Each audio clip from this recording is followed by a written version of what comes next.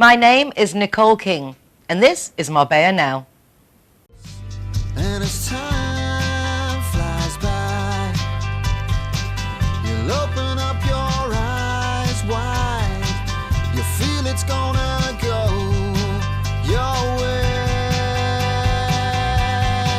Hey, hey, it's a brand new day. Hey, hey, hey. When done correctly, networking not only is efficient, but it can be fun. Whether for social business reasons, networking is part of the lifestyle in Marbella. And at the Business First breakfast meeting a couple of weeks ago, I met this gentleman. His name is Grant Foster. He's a body-mind coach. Mind-body transformational coach. Mind-body transformational coach. But I loved the conversation we were having, which I recorded a little bit of for a program a few weeks ago. We started chatting, Grant, about kids and how people don't really give enough credit. And I mentioned to you that my son, when he was little, said, this man's older than me, he's got more information than me, but it doesn't make him smarter than me. And I loved the way you replied and how we need to respect our children, and which is why you're here today. I want to hear more, Grant. I love the way your approach, the passion, the naturalness of your... of how you are. So hello. Hello there, Nicole. Welcome to my studio. Thanks for inviting me. I'm a pleasure to be here.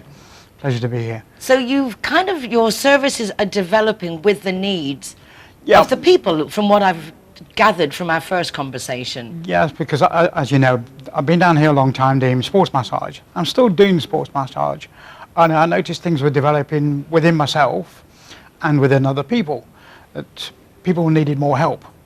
So basically what it is the fact that with everything, a lot of our problems start when we get to our age, in our 40s and 50s, start from childhood, and our thoughts and the way we think.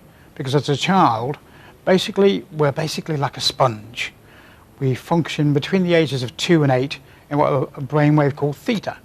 And basically you just absorb everything. No filters, nothing. And it's quite funny, like the child is so innocent. If a 7-year-old says you're ugly, you know, because it doesn't know any different. It doesn't know how to filter and tell you, you know, you look better in something. So they absorb everything from that age, from the age of 2, unconsciously until the age of 5. So there's 3 years where they're taking stuff in and not really knowing they're taking it in. And that doesn't manifest until they get later on in life. What kind of things would be the issues that we do without realizing, perhaps as parents, that then can have consequences in the future? Well, one of the things is with negativity. And basically when you tell a child, oh, don't drop the cup. So the child will more often than not drop the cup, because the brain doesn't process the word don't. So the brain hears, drop the cup, don't. So the child drops the cup. The parent gets annoyed, but basically you've told the child to drop the cup. Rather than saying, hold on to that cup tightly, the child would hold on to the cup tightly. So you've not said anything negative. And regarding positivity, that comes later in life. You have to act it as well as be it. And so the words what we use with the children are most important. And especially sometimes because as parents, we've got our own stuff to deal with sometimes. And we're in a rush, we're in a hurry, we're in a shop, and the little son or daughter is going, Mummy, Mummy, or Daddy, Daddy, can I have this, can I have this? And the parent says, busy trying to pay for everything, and say, oh, not now, I haven't got time now. And that, the child processes that, or processes it in, and things later on will start working to show and develop, either be more academic in school or be basically a pain in the arse, being tormented and being in problems all the time, because basically they think you haven't got time to love them. So they want that time. So if they're really good, you think, oh, really good. So they think, oh, that's love. And that's how they process their love. Or they become really naughty, so you chastise them in whatever way. So the child will then think, oh, I'm being loved. So if I do more of that, I get more attention. It's just to get the attention. It's to get the attention. The attention. Because they didn't get it in that moment. And these patterns run unconsciously throughout life, like our computers. I mean, when the computer's running slow, you think, oh my God. So you start going in, you think it's running all these sorts of programs that you can't see, and the human brain does the same thing. And it takes a long time to get rid of these programs or beliefs. But I think a lot of as you say, this is eons of programming us to think that life is about getting up and going to work.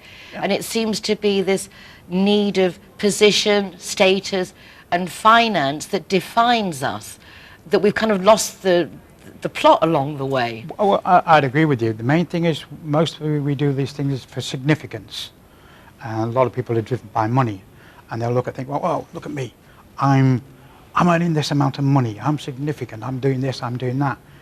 And that's basically a lack of, they're not worthy. So they have to overdevelop it because they don't feel they're enough each time.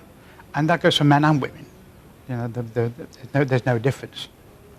Each one will go into that because they don't think they're worthy or they're not enough. So it all goes, most of it goes back to childhood. And even some of our beliefs are developed either in school, from our peer groups, you know, from our friends, and you'll be playing football with your friend, oh, you can't play with us, you're bloody useless. So you go believing the rest of your life that you're useless at playing football. But when you're just starting to play, of course you're not going to be very good.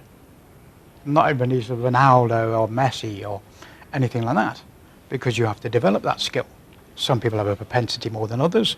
They still have to work on it, you know. So that, everybody has that problem.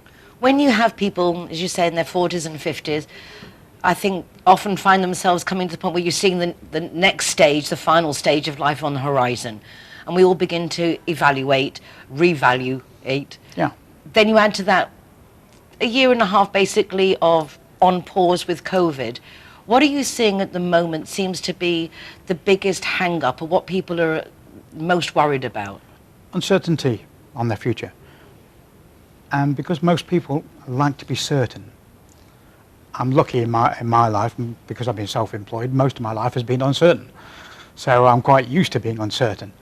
For a lot of people, when they're losing their job, they're thinking, oh my God, what do I do now? Because they have no plan B. They're certain they're going to be into that job. So now there's this upheaval uncertainty. So basically I'm here to help people realize that they can make a better life, and how they can interpret those skills into moving into different directions, or following a passion that they were told, oh, you've got to work, a belief that you've got to work first, you can't earn money with your passion, which is totally false. There's millions of people earn money with their passion. In fact, I would think that the people who follow their passion are the ones who actually are successful because they're enjoying it. It's never, oh God, tomorrow work. It's something inspiring. I agree with you. You know, if you're following your passion, if your heart and your mind are congruent, then no matter what obstacles come in your way, you'll manipulate your way around them. Most people try and go through them, which is the worst thing possible. Life is like a river. It bends and flows with the rocks, and that everything comes in front of it.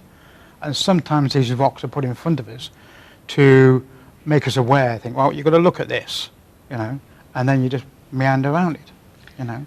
It's nice to see how you yourself have come from being a sports massage therapist, and then you see that the people that you're treating, that there's more to it. It's, I think, taken as a fact now that what goes on in our mind does reflect in our bodies. Yeah. And even a friend of mine who's just had a hip operation said to me, I probably should have just gone to see a therapist, because I think that the aches and pains are more fear of moving forward than actually that has created the pain. Yeah. And I can testify to that, because I had a knee problem, because I obviously wasn't moving forward in the direction of my life. So different parts of your body will reflect different things. And the more science is coming into that now, they're realizing that if you have neck problems, shoulder problems, they're manifestations, they're physical manifestations when the body isn't congruent with what your purpose should be, either in relationships or in work. So for some people, well, if they're in work, well, I always have a bad throat or a bad neck, because they're afraid of speaking up. because they've been told as a child or when they're at school, oh, be quiet, you don't know what you're talking about, you know. So Again, comes back to those little things that we hear yeah, at those very impressionable ages. even once we're over 8, even at school, there's so many people that don't enjoy their life because they've been told, oh, you can't sing. Well, everybody can sing. One of the first things in the universe we were taught to do is learn to sing from one valley to the next before we could talk, albeit in a different voice and different tones, but it was singing. And everybody has that propensity to sing. Obviously we can't sing like some of the top stars, but we'll sing in our own way, and it'll be quite good, providing, you know, you find the right tone and everything. I've spoken to various singing teachers and said, finding the right pitch for your voice, and everybody can sing.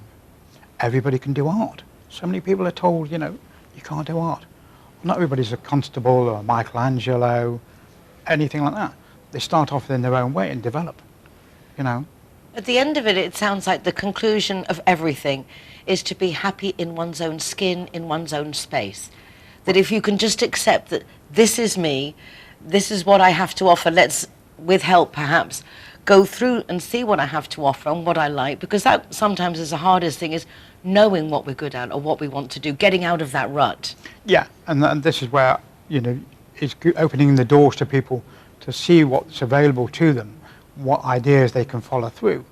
Because too many people, they're shut in a little room and they're in there in a dark room, they've got a torch in their hand and they're busy trying to find the way out, you know, and they're busy looking for the light switch, not realizing they actually got the light in their hand, you know.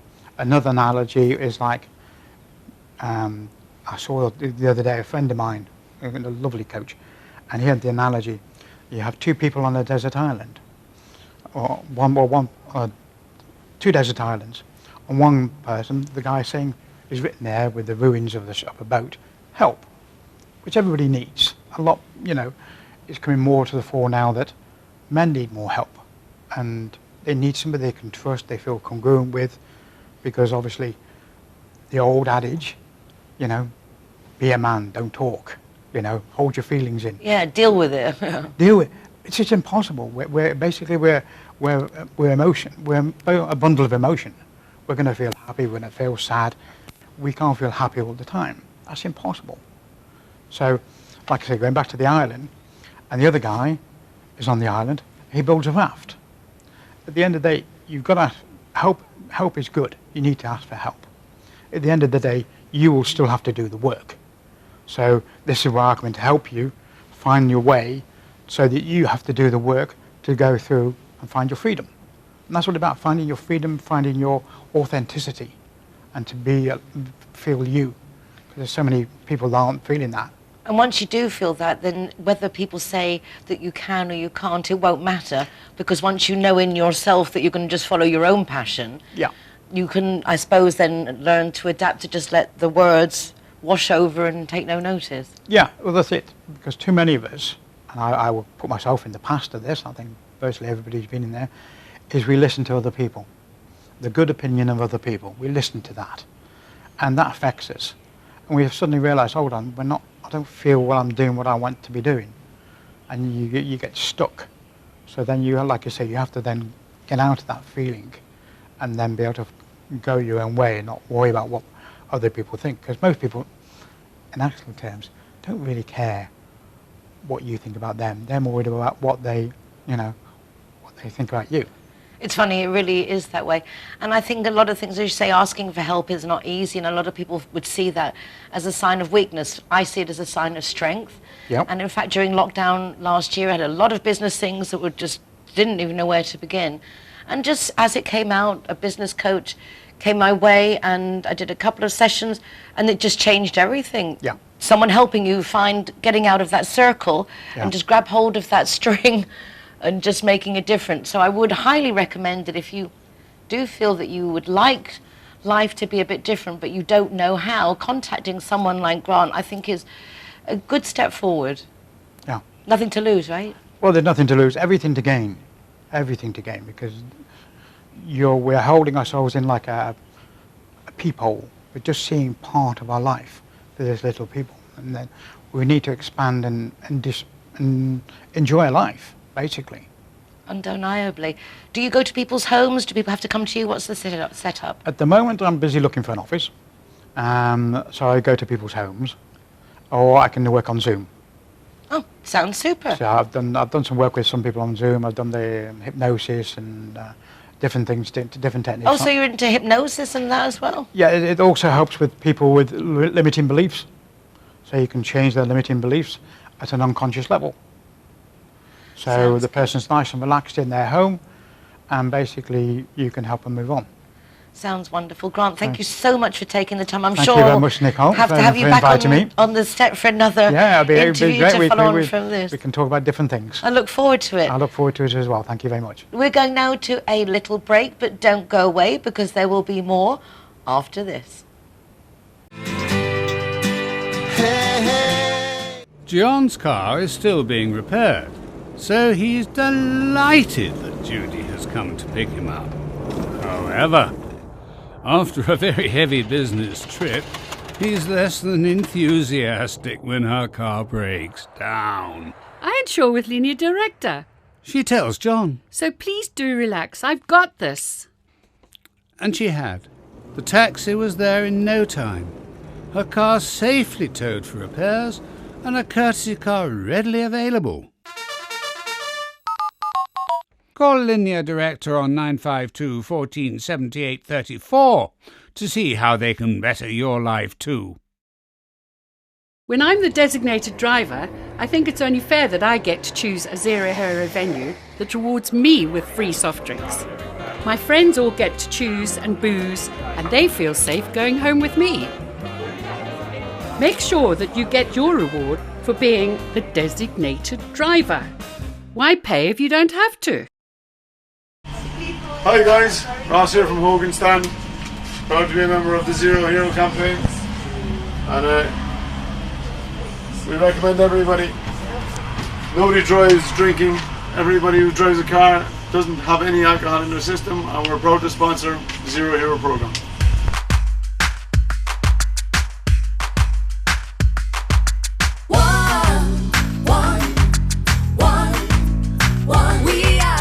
G-Wine is happy to be ZeroHero partner. How cool is that? G-Wine. Clara are proud to present Zero to Hero.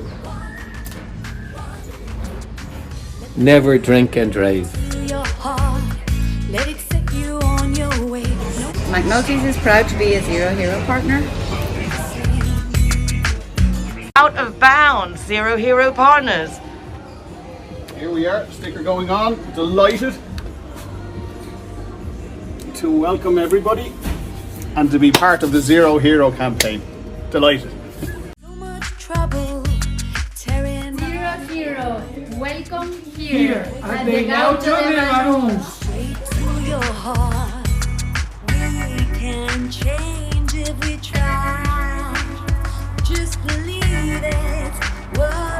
Welcome to Lemongrass, Doña Lola. Thank you very much.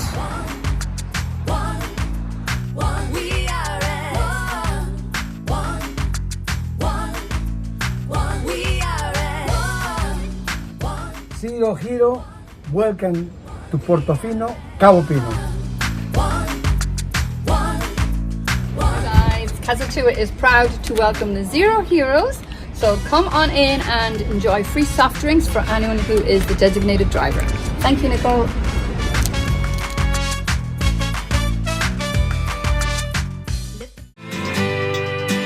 Hey, hey.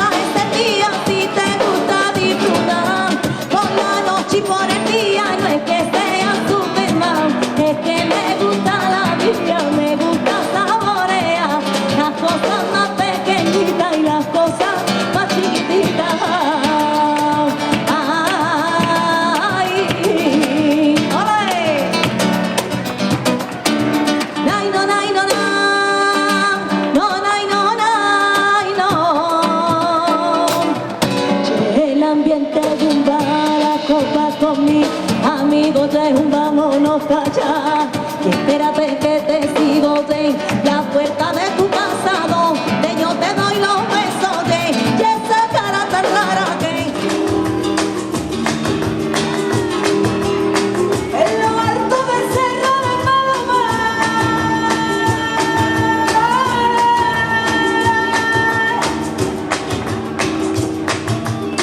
en lo alto de la sierra de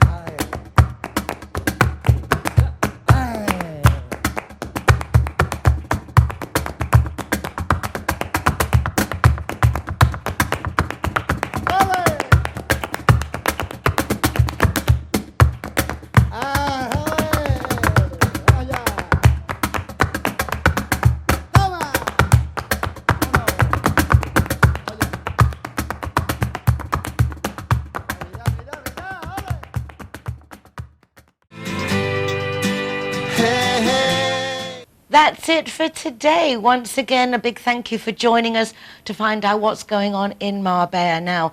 All the interviews are interesting, and there's a lot to know about what's going on in our city to help you in business and also for social purposes. Check out previous shows by going to the RTV Marbella website or YouTube channel, or alternatively, there's an easy link from my website, nicoleking.es, with links to the TV, also to the ZeroHero website, with full ever-increasing listings of partners that are offering free soft drinks to designated drivers. And there's also a link to my weekly column in the Euro Weekly News, Marbella Moments. That's it. Take care of yourselves, be nice to each other, y nos vemos mañana. Hasta entonces, bye for now. if we try.